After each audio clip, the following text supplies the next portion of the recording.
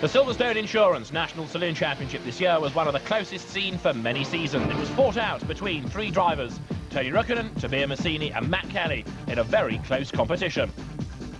Basically, this is the most competitive saloon car championship in Great Britain at this moment, and I think it's got the potential to grow in the future with a few more manufacturers coming into it.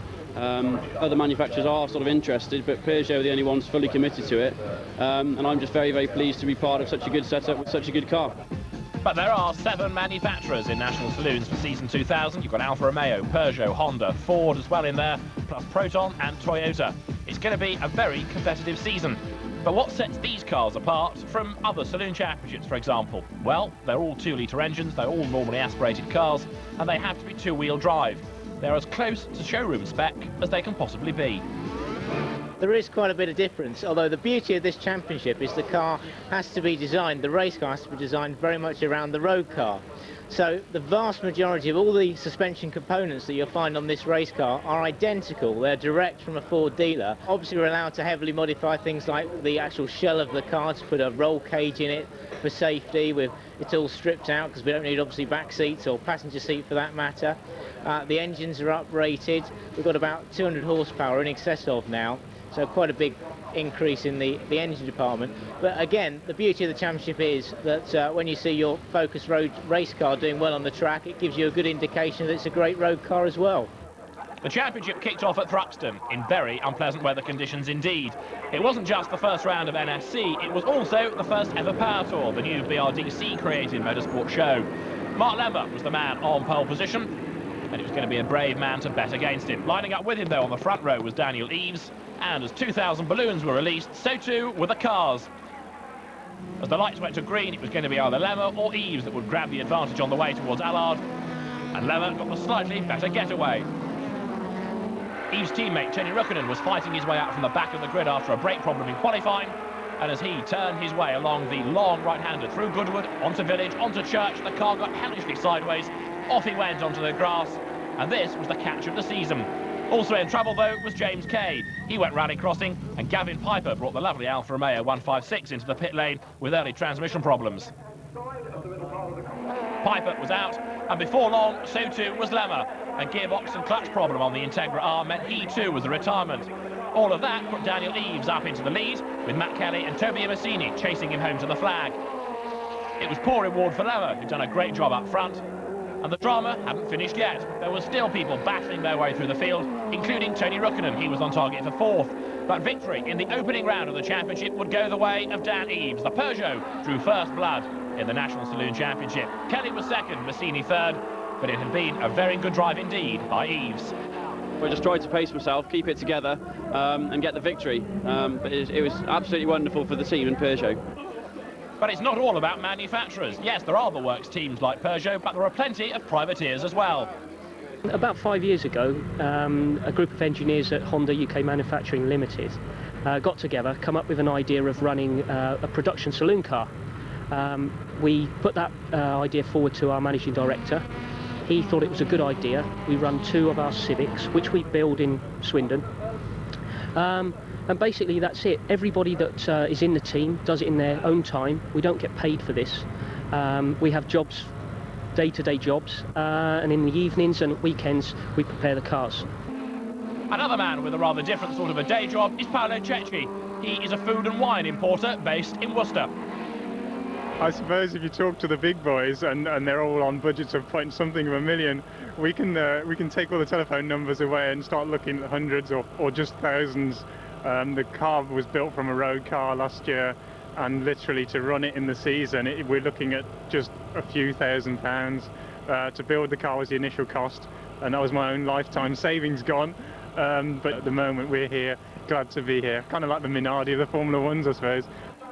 Round 2 of the series was at Croft, where Tony Rukkinen made the best start diving down in towards the first corner at Clairvaux. Behind him was Roger Murn in the similar Peugeot, and behind, Matt Kelly ran out of road. He dodged the tyre barrier, went through the gravel and got back on the road in 4th place. He was just behind Toby and Massini as they battled their way through the chicane and accelerated off down towards Tower. Drum was ahead though. Richard Mines lost the Honda and clobbered Simon Stebbings' Escort. 2 badly damaged cars, 2 retirements. Up front, a great move by Matt Kelly put him on the inside of Roger Murn. Toby and Massini got all crossed up behind and hit Murn and hit Eves. It was like a pinball game as he knocked the pair of Peugeots off the circuit. Kelly's inspired bit of driving put him up into 2nd place, but Murn and Eves had a lot of work to do to get back in the hunt. Up front, Rukkinen was being chased hard by Kelly right the way up towards the checkered flag. Matt looking for a way past in the Nissan that had won the championship in 1998.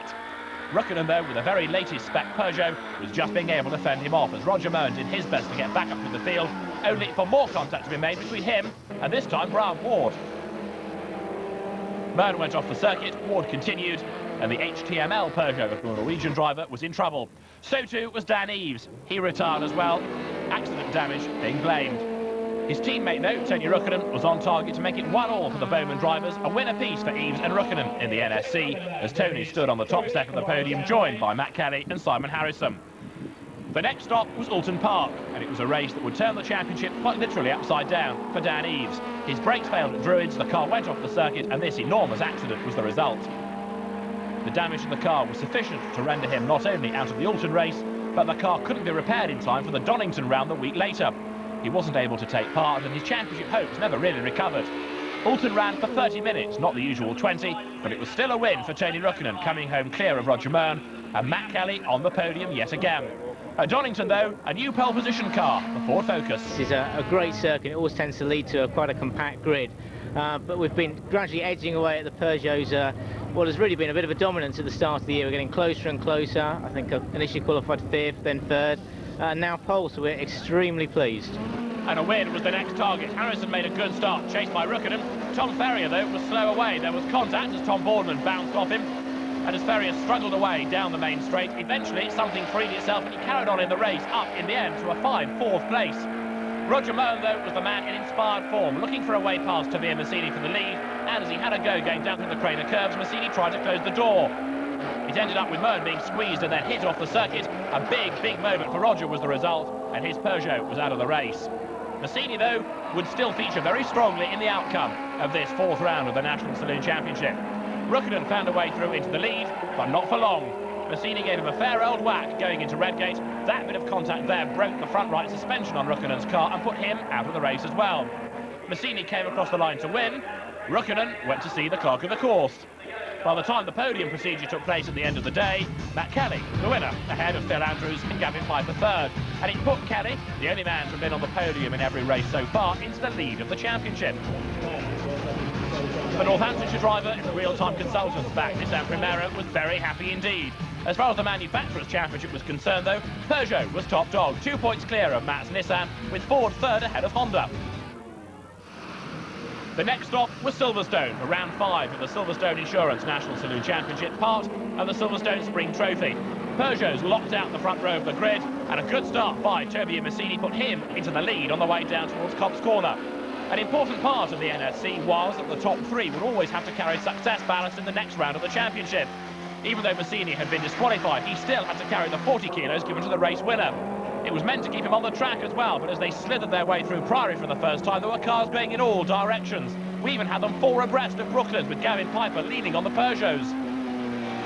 Former mini-stocks racer Tom Boardman looked for a way through. Roger Murn got all crossed up again, and there were cars going in every direction possible. As they came out of Luffield, something had to give. Eventually, though, it was a mechanical problem that put Matt Kelly out of the race at his home circuit. He was far from happy about it. His championship lead about to slip away. Up front, the 2 Peugeots of Dan Eves and Tony Rukkinen battled for the lead, with Rukkinen making his move on the inside going into Brooklands and making it stick as well. That would give him a race win. The battle, though, was raging on for 4th place further back between Toby and Massini and Gavin Piper. They leant on each other coming through Abbey, and the Alpha, which suddenly became rather smoky, was on target to finish in 4th place. Massini 5th, and 3rd would be Simon Harrison. But again, the 2 yellow Peugeots steamrolled their way to victory. Tony Rukkinen winning, with Dan Eves finishing 2nd.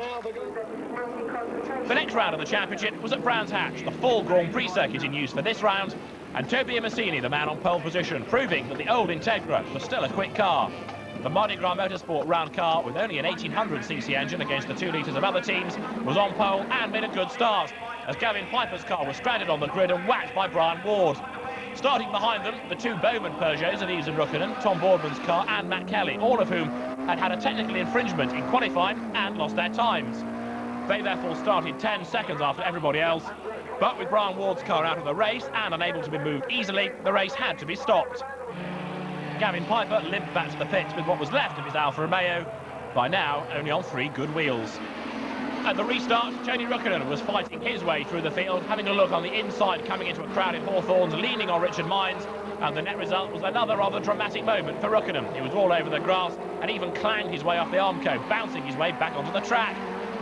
As the drivers turned their way out of Stirling's, a big moment for Bill Stillwell, put his Honda Civic onto the grass. He sorted himself out, albeit having lost a couple of places. Paolo Cecchi, as ever, was involved in the battles, the enthusiastic Worcestershire driver seeing Phil Andrews' car stranded by the side of the road. Andrews, in the GR Motorsport Focus, a retirement. Toby Massini was on target to win, but for second place, Dan Eves moved ahead of Simon Harrison, and as they swung their way through Hawthorns, the yellow Peugeot was getting not only ahead, but also closer now to the back of the Honda.